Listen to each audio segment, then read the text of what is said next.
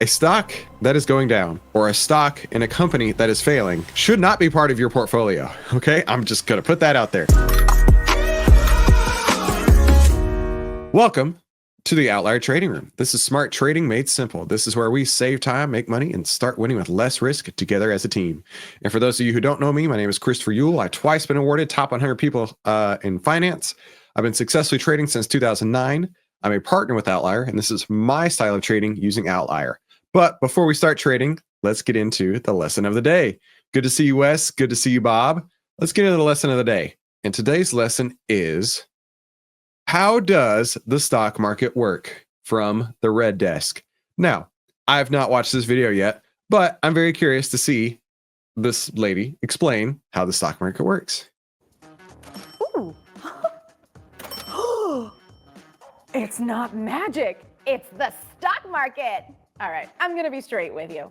What I'm about to talk about, we should have all learned in high school. And today, we will. Today, we invest. There's a lot to learn about finance. And I'm not about to suggest you become an options buying, chart watching day trader. But there is nothing wrong with options buying, chart watching traders. I'm just gonna put that out there. Hey, Mikey Mike, good to see you. Glad you made it.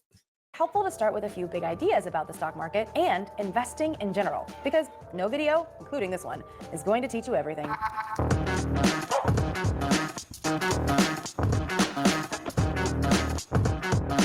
Ready for some rapid fire lessons that could change your life? Let's go. 1. When you buy stocks, you're buying little tiny pieces of ownership, meaning you have a right to a portion of that company or set of company's profits. Stock prices rise and fall based on the market's expectations of how profitable a company is and will be. 2. The average annual return on the stock market as a whole for the last 100 years has been around 7% when adjusting for inflation, meaning the stock market, if you diversify and take a long-term view, has been pretty on point as a source of growth, not without risk, but pretty good. 3. Compound interest is when you invest a little pool of cash and then that pool begins to grow. But then it continues to grow based on your initial pool, plus whatever has been added to that pool, and on and on and on and on. I mean, you've seen the investing calculators, right? Where if somebody started investing when they were 10 versus when they were 70, or somebody who started investing when they were 20 versus 70, how those 10 years early on were worth like ungodly amounts of money. Yeah, it is a big deal, right? And of course, you want to start as early as you can. And trust me, I really wish that I had started even earlier than I did. Compound interest means that time is your friend. Check this out. With 7% average returns, if you invested $5,000 and put in an extra $500 per month for 10 years, you would have invested $65,000 and gotten $27,734.44 in additional returns. Do that for 30 years, and you would have invested a total of $185,000. But you make an additional $419,825.99. I wish she had graphics on here to really show that, right? So investing like cash out of pocket, 180 grand, but getting another basically $500,000 on top of that 180 grand. Like I said, this video would have done better with some charts to go along with it. Almost 2 times your contribution extra. Hello, compound interest. 4. The more pieces of companies you own, especially when those companies are in different industries, the less it matters if one stock goes way down because a company starts to fail or an industry hits hard times. As you know, we are active traders here. Being an active trader doesn't necessarily mean trading every day, right? But being market aware. A stock that is going down or a stock in a company that is failing should not be part of your portfolio. Okay, I'm just going to put that out there. If a stock is not moving in the direction you want to see, do not own it anymore. There is no reason to do that. If a stock is going the opposite direction that you want, yet you continue to hold, you are choosing to take on additional risk. You can always get back in, right? You can, let's go to the charts for an example. You can always, like Microsoft. Microsoft had a pretty bad run in 22, right? Hang on, where's it at? Yeah. Here we go. So Microsoft peaked November 23rd of 2021. And then that was right around 340, let's call it 350. And it slid down to 213. So that was top to bottom, a 38% decline, right? A 38% decline. And don't tell me you can't tell when a stock is going down. Don't tell me, don't you do it. Don't tell me that you can't tell when a stock is going down. You know how to do that. Just look at a moving average. Anyways, Microsoft slid nearly 40%. That doesn't mean that if you are a long-term lover of Microsoft, you can't say, you know what, it broke through, use an example, the 50-day moving average. I'm not going to get back in until it breaks back over the 50-day moving average, right? So let's say it broke down at 325.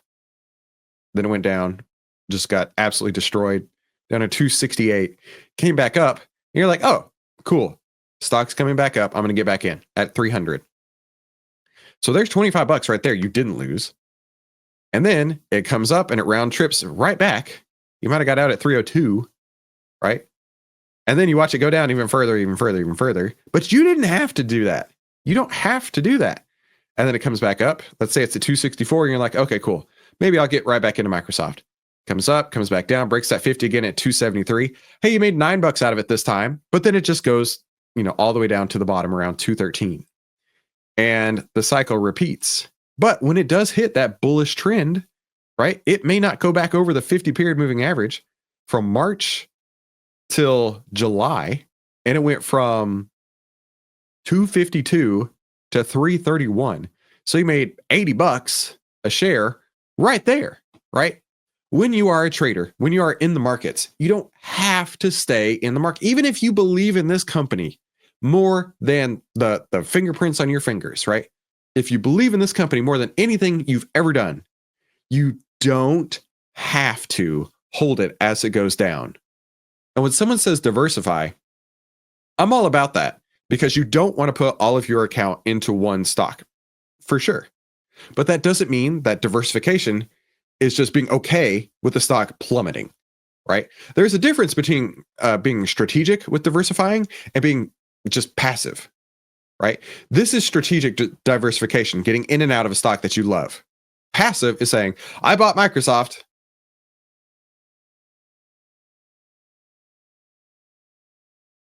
And then what? You sell it like when you're 74? Right? That's not strategic at all to me. That's just lazy, right? So, to her point, I do absolutely believe in position sizing, but I do not, under any circumstance, believe in holding a stock that's going down just because it's going down and you don't want to sell. Michael, good to see you. Mikey Mike.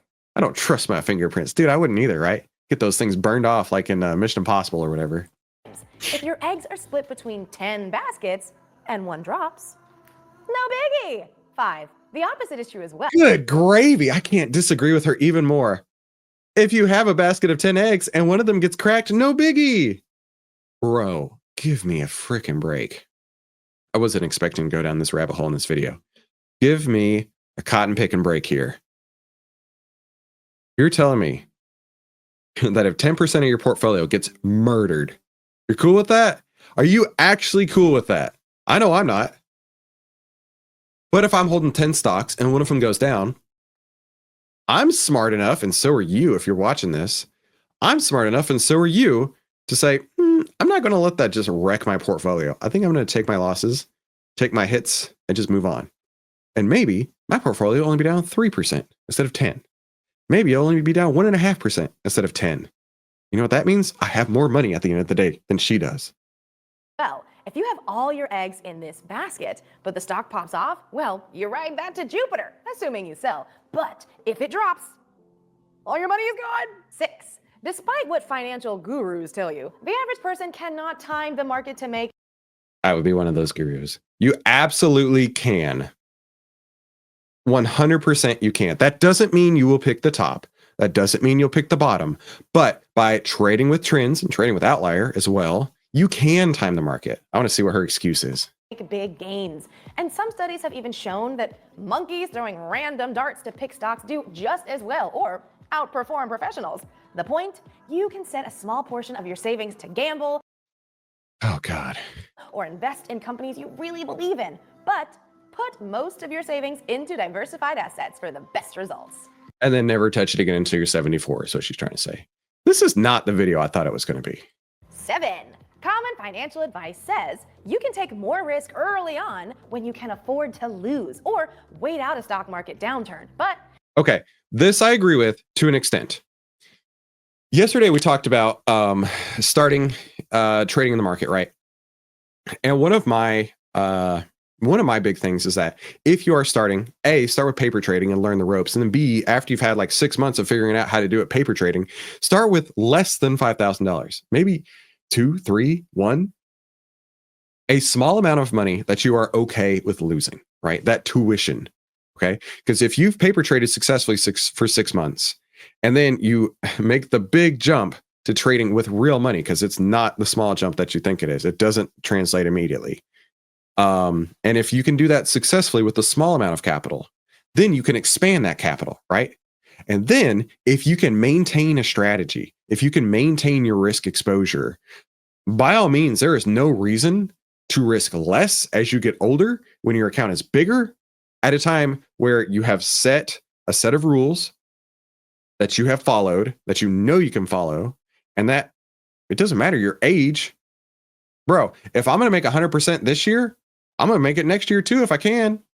That doesn't mean that I'm not going to attempt just because I'm older, right? But the key here is risk. And I get where she's coming from. And this is the passive income side of it, right? It's like, or passive investing side of it. It's like, hey, as you get older, take less risk because there's less chance that it's going to mess up your retirement. Where I'm on the other end of it, where it's like, I have a baller ass strategy and I'm going to push that thing as far as I can for as long as I can.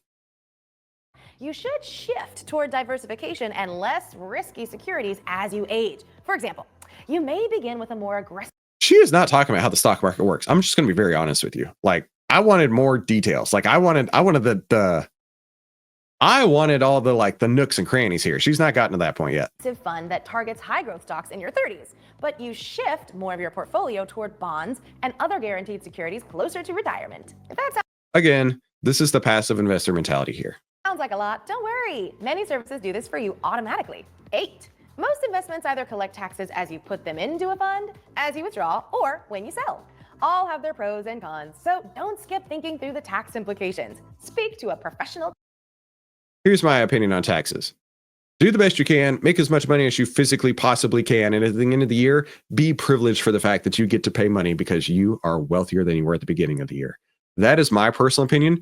Other people may disagree with it, but my opinion is make as much money as you physically possibly can. Forget the tax consequences. Go hog wild, and then pay what you're due, pay what you owe at the end of the year. I'm just counting at that. Tax person. The most common ways people invest are stocks, mutual funds, and index funds, using accounts like 401ks, IRAs, and general brokerage accounts. That was a mouthful, but basically you have a lot of options, pun intended. And different types of investments have different risk profiles. Here's a handy chart to understand what I mean. It's generally smart to put more cash in the middle and bottom of the pyramid, but it all depends on your age and I don't remember who it was. I think it was Paul Tudor Jones, one of the greatest traders of all time. And I had this conversation with Mahesh, actually, because Mahesh was talking about maybe doing a different strategy. And I said, Mahesh, for those of you who don't know, Mahesh is our CEO. I said, Mahesh, I don't feel comfortable putting my money in a different strategy because I know the strategy inside and out. I know my strategy. I know how it works, and I trust myself to make the best choices. And to just up and say, oh yeah, I'll put it in an index fund blindly, like, you know, the majority of people do. You're turning over your money with the just hope that it's going to work out. So, but Paul Tudor Jones's thing was, I think he said something like, I would never put my money in anything else because I trust myself more than I trust anybody else to manage my funds. And that's where you should get to. That's absolutely where you should get to. But to the point. Options, futures, collectibles like NFTs. Oh. Yeah, I would absolutely put those in high risk if you don't know what you're doing, right? The leverage on those can cut both ways. Real estate, equity mutual funds, small and large cap stocks. I mean, stocks in general, if you are not paying attention, can eat your lunch, right? My dad, when I was a kid, my dad would buy these single shares of stock as like gifts and decorations, right? You know, the paper certificates. And when I was a kid, I remember talking to him about stocks, and he was telling me about this one stock that he bought. It was a gold mining company. And I've bought my share of gold miners. And as an adult, I was asking him about it. And he said, "Oh, yeah, I remember that. I lost my shirt on that trade." And the funny thing is, like, that would have fell into the middle risk category, right? Maybe it was a small cap stock. I don't know what it was. Doesn't matter. But it's like, just because it's a stock doesn't make it less risk, right? Especially if you aren't an active trader. Money markets, bank accounts, things like that, things that have like a guarantee behind it. Yeah, of course, those are low risk. How much risk you want to take on. Mikey Mike wants to see some monkeys throwing darts, bro. What is it? If you can dodge a wrench, you can dodge a ball, right? Dodge, duck, weave, dive, and dodge. There are so many ways to invest, so we're going to focus on our favorite this episode, index funds. Well, yeah, it's obvious that your favorite's index funds. I have yet to learn how the stock market works. Index funds are now one of the most popular ways for people to invest, and it's because of all the reasons we've already talked about. They are cheap to get into, have low management fees, are as diversified as it gets, are easy to put on autopilot, and are a part of how a lot of people retire. Let's dive in. Index funds were created in 1975 by Jack Bogle, and the idea was to give Finance dude. I'll qualify myself as a finance dude. Individual investors an opportunity to invest like the pros, without the costs. These funds are like giant pools of money that buy and mirror a particular stock market index. Take the S&P 500, which is an index of 500 of the US's biggest companies. When you invest in an index fund that follows the S&P 500, you're buying tiny bits of all of those companies. So by her logic, you're diversifying just by buying that. If one fails, no biggie. How cool is that? God, I can't. Her flippant attitude about no biggies is driving me absolutely up a wall. These index funds also stay up to date automatically and are managed passively, meaning there's no one calling the shots up top. It's just mimicking the index. Mimicking the index is awesome. Phew, that's a lot. And there's even more I could say, but let's call it quits there and figure out how to actually do the thing. How does the stock market work? That's the title of the video. I wanted to hear about like buy orders. I wanted to hear about high frequency traders. I came here to learn how the stock market operates. How do all of those computers and all those participants all over the world buy and sell, and how does it transact and how does it work? Clearly, this is not that video. I'm very disappointed by that. Let's continue. Figure out how much you can afford to invest first. You don't want to save at the expense of your basic needs. Even $100 a month goes a long way with time. Remember, compound that interest. I agree. I agree with that. I agree with that so much. I did a podcast a million years ago with somebody from Simpler Trading. And we were talking, like, we were just throwing out ideas for like how to grow a trading account. And I was like, I know a great way to grow a trading account. Start intermittent fasting. And they're like, what are you talking about? And I was like, listen, if you're not buying breakfast and you're not buying lunch, you can put, $6 a day for breakfast and $12 a day for lunch, $18 a day, $18 a day, 18 times 5 times, let's say 4 weeks in a month, $360 a month towards your trading account. And as she was saying, that's important to compound. And they're like, I have never considered intermittent fasting being a way to grow a trading account, but that makes perfect sense. So there you go. Pro tip of the day. Start intermittent fasting. Take a look around and see who is offering what. Find out what their investment minimums are and what fees are associated with the account. Check the expense ratio too. The average for index funds is 0.2%, but that doesn't matter. it doesn't matter if you are an active trader, because let's say, let's go to SPY. I don't know what the SPY's index, or what is it called? Expense fee is, right? But I don't really care. If I'm making over the course of 12 months, what is it? December 5th. Let's just do, messed that up. Hang on. Let's do December 5th last year to December 5th this year. Up 33%, if you can believe that. That's crazy town, right? Do you actually care about 42 basis points? No. If you're in something that's moving, I do not give two rips what the expense fee is. If I'm making 33% over the year, I will gladly hand over 2.86%, right? Of course, if that compounds over time, then it's going to cost more, et cetera, et cetera. But that's what you need to be looking for. You need to be looking for the stocks or the fund or whatever that has the potential for enormous returns. It's not always going to be like this. Do not get that construed, right? 33% in one 365-day calendar period is tremendous. Tremendous. I don't even know how that happened, honestly. But don't base your investments solely on the expense ratios. No, absolutely not. You need to be making that money, making that bank. Many are even as low as 0% now. Take a look at the past 5 and 10 years performance as well to make sure they're backing up what they say. Then choose past performance is not indicative of future results. We've all heard that.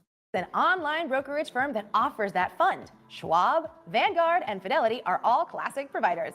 Once you decide on one, open an account. Setting up an automatic transfer is the best way to keep up with your savings goals. Oh yeah, I agree with that. I agree with that 1,000,000%. It is so much easier. Like, for example, if you have a day job and you're doing automatic contributions to your 401k or your IRA or whatever, right? It is so much easier to have that taken out before it hits your paycheck, right? Your actual paycheck, right? It's so much easier to have it out before it hits your paycheck because you don't consider that part of your income, right? But if you see, for example, let's say you make 10 grand in a month, and then you have to go in and manually move $2,000 in a month over to your trading account, over your savings account, whatever the case is, your investing account. That's a lot harder to do than the automatic transfers, right? It's like, oh, geez, $2 grand. I could buy Christmas this year with that, right? Or, I need some new tires, or, I take a nice little getaway with my wife, right? Or make it automatic. So I totally agree with this. Making an automatic thing is super valuable. Pick a number and set it to auto transfer. After you get it all set up, check back to make sure your money is actually being invested, not just. Good point. Actually, that's a really solid, huge pro tip here. I have heard countless stories of horror stories, honestly, where somebody thought that they were investing, right? They had the automatic transfer set up. It was already being done. As far as they knew, they had 20 years under their belts of, money coming out of their account, going straight into an investment account. All is good.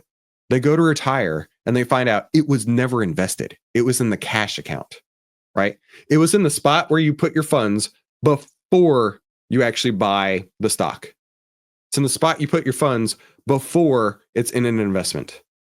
What a huge bummer that would be, to think you invested your whole life only to find out it was just cash. It was just a savings account.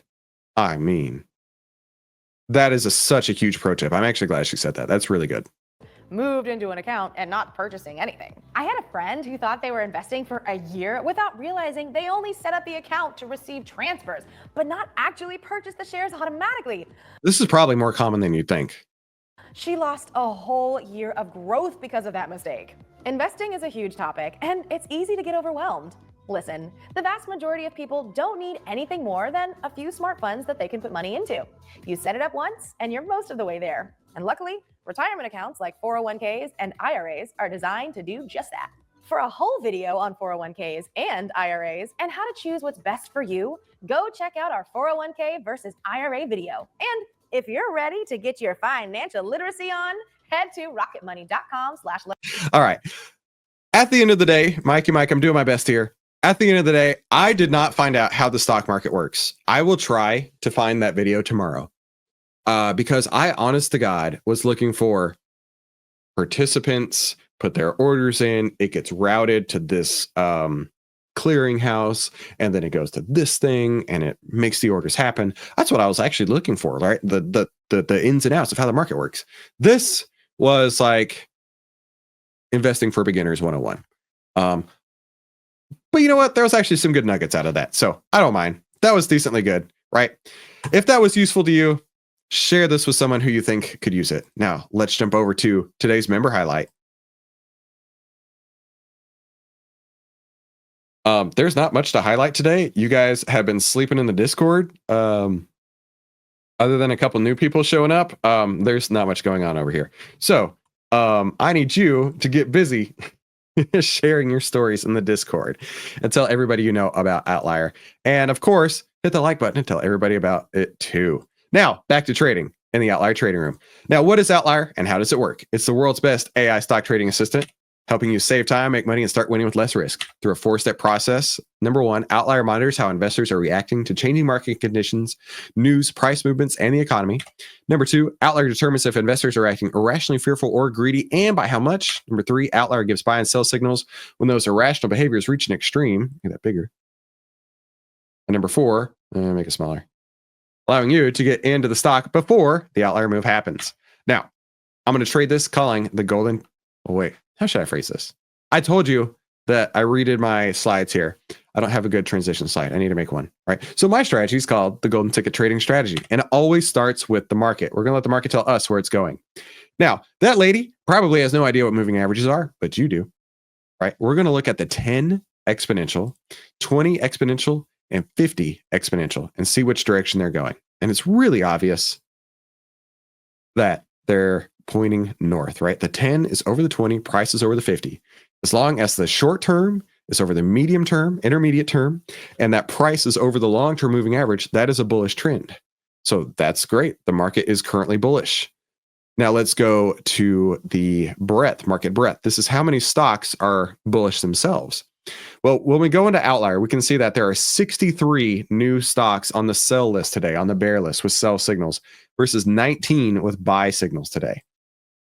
And if we look at that, the green line showing how many stocks are in the bull list with buy signals, you can see that it's actually contracting at a pretty stark pace here.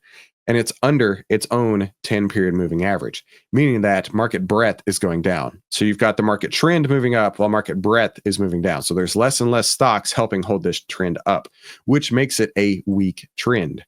Now, for me, in my strategy, I call this the master key, where I want to see the SPY signal, the S&P 500 having a buy signal, the market breadth being bullish, the market trend being bullish, and when we find a stock, the sector of that stock being bullish. We actually have a sell signal still on the S&P 500 right here. You can see the sell signal here, and you can see the sell signal right here. Now, the market has definitely gone up since that sell signal, but on the whole, WHOLE, I will not trade today because I do not have a buy signal. The market trend may be bullish, but the market breadth is bearish. So either way, no big deal. No trading for me today, but we're going to jump right back into New Trader, Rich Trader. We've been going through this. This is one of my top 5 trading books of all time. And the Kindle version of this, I read a million years ago, and I highlighted it as I went through it. And it's actually really awesome to go through and see some of the highlights that I made ages ago. So let's go through this. We're on chapter 17 today. New traders don't know when to cut losses or lock in gains. Rich traders have an exit plan. Going back to that video, right? That's specifically what I was talking about, written in one sentence, right? When she was talking about you can diversify and have one stock just totally crash and burn and go to hell. It's like, what? How about you just have a plan to lock in your gains with an exit plan, with an exit signal, rather than just like not knowing, right? New traders don't know when to cut losses or lock in gains. So this is talking about new trader. He knew that if he had to cut a loss, it was because the market was not conducive to his system at that time. He wasn't wrong. There was no reason to take it personally. If you followed his trading plan and had to take a loss, it's the cost of doing business.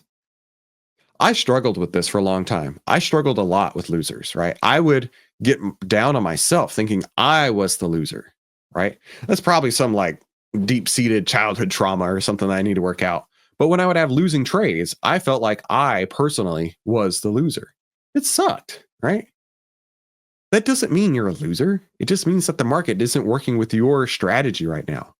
You can do a couple things. Number one, you can push harder when the market's not working for you. Or number two, you can take a step back, evaluate, learn from it, maybe go back in, or maybe realize I need to sit out for a while, right? Just don't take it personal. Success at anything in life requires controlling risk, the right mindset, a successful method, supply and demand, right? A market, discipline, courage, limiting losses, and letting winners run. In business, there are methods that can bring in customers and turn a profit, and others can run off customers and lose money. Trading is similar, and methods that turn a consistent long-term profit are essential for success. The best ways to manage stress are to only enter situations that you feel comfortable and knowledgeable about. Kind of going back to what I was talking about with a new strategy, right? Or just like relying on a passive investment, right? I don't feel comfortable with those. I'm not knowledgeable about them. I don't know what they're doing. I don't know how they're limiting risk. So I wouldn't be interested in taking those. Progress slowly, only taking on additional risk and responsibility when you're sure you're ready. Another reason why I say when you start out, start with a small account, get used to that, and then add in funds, right? Maybe 10% more per month, or maybe let's say if you got 100 grand to put in, maybe 10% at a time, so you get used to those sizes, right? Taking on additional risk when you're ready, when you're sure you're ready. Patience can pay big dividends in life. Patience is not inaction. It's knowing what you're looking for and acting at the right time. Yep. In fact, one of my favorite quotes from one of my trading heroes turned into my friend and mentors is Mark Minervini. Wait in cash for proper setups. How long? As long as it takes. Like, there's no reason to rush into anything. Just wait for your setups. Patience is not inaction. It's knowing what you're looking for and acting at the right time. In life, as in trading, people with a written plan accomplish more than people without a plan, no doubt. And reviewing that plan, right? It's only so much to have a plan, but it's something different to actually work through the plan. Go step by step through your plan, right? Working the plan. That's the important part here. It's so much to have a plan, but to actually work the plan. Before you make any decision in life, you should ask the question, what do I have to lose? This should precede, what do I have to gain? If the answer is I could lose 100, but if I'm right, I could gain 500. And my odds of being right are 50%. That's a good risk return profile. If it's reversed, you have a bad risk return scenario and you should pass. This also applies to life in general. Now, personal story. When I was trading ages ago, a different style of trading where I sold calls, sold puts. Basically, it was risking 500 to make 100, which is the exact opposite of this, right? A $5 wide, let's round it, $6 wide spread, you would risk $500 to make 100 on an option spread. I'm not going to teach you that because I don't want you to know that. I went through that. I was convinced that selling calls, selling puts, selling spreads, whatever, was the way to go. And I got real fancy with it.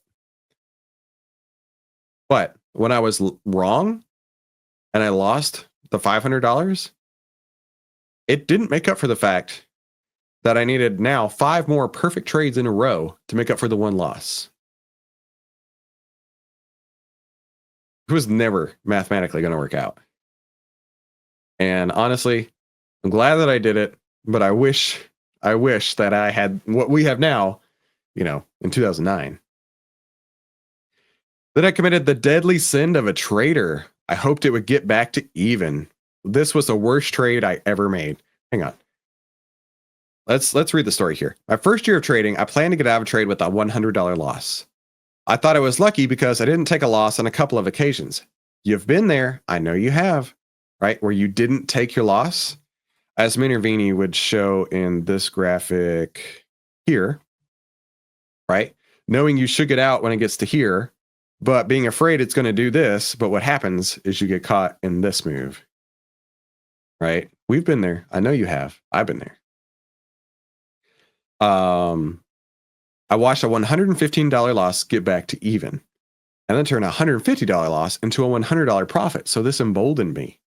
As it turned out, I wasn't lucky. I was unlucky because it took me longer to tame my ego and discipline myself to take the first loss. It was difficult to keep myself from thinking that I would get lucky again. The next time I was down $100, I abandoned my plan. You've been there. I've been there. Thinking that I was smart enough to read the price and volume action in real time. Any young trader in that situation is only going to see what he wants to see. I didn't want to take the loss. Then I didn't want to be wrong about not taking it.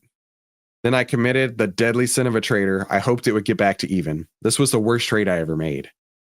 I turned what should have been a trade of a few days for a $300 profit into a week-long ordeal that turned a $100 loss into a $500 loss. Just as bad as the monetary loss was the ridiculous amount of time I wasted glued to every tick. I rode an emotional roller coaster for a week, and it was completely unnecessary. That experience taught me to honor my stops when they were hit the first time. The first planned stop loss is the best one to follow. Peter says, some of the best trading days are the days we don't trade. Dude, yeah. A loss never bothers me after I take it. I forget it overnight. Oh, this is from Jesse Livermore. This is I know this quote. This is from the Reminiscences of a Stock Operator, an incredible book. A loss never bothers me after I take it. I forget it overnight. But being wrong, not taking a loss, that is what does damage to the pocketbook and to the soul. Always have a reason to get into a trade and a reason to get out of one. Having a trading plan gives you an edge over the traders that rely on emotion, predictions, and opinions to make decisions.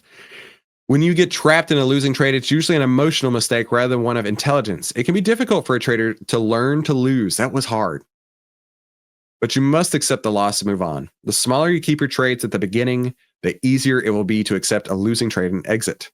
Man, it's like this dude and I know each other. The larger the amount of money you will lose on the exit, the more a trade can be influenced by ego, stress, and destructive emotions. So, the takeaway here is really having that plan, creating the plan, and working. And that plan needs to be your own, right? I go through my plan every day, but it's not your plan, right? It's worked for me. It's something I've developed for years, and I've worked with incredible traders that have helped me develop this. And we have the data with OVTLYR to help as well. But that doesn't mean it's right for you. And I really want to stress that, right? Maybe instead of buying options, you buy stocks. Maybe instead of buying the, I don't know. You can come up with all kinds of different strategies out there. And we want you to, right? You don't have to follow my particular strategy, but you absolutely should use the OVTLYR data to come up with whatever strategy you do come up with. So I want to say thank you so much for being an OVTLYR today. We couldn't do this without you, and we want to pay you back every single day by helping you save time, make money, and start winning with less risk together as a team. Now, if you haven't got the annual plan, you can still get the annual plan for 45% off over at OVTLYR.com. Let us know if you need anything over in the Discord and tell everybody you know about it. And of course, if you haven't already, hit the like button for me, and I'll see you right back here tomorrow. Have a fantastic afternoon, and we'll talk soon.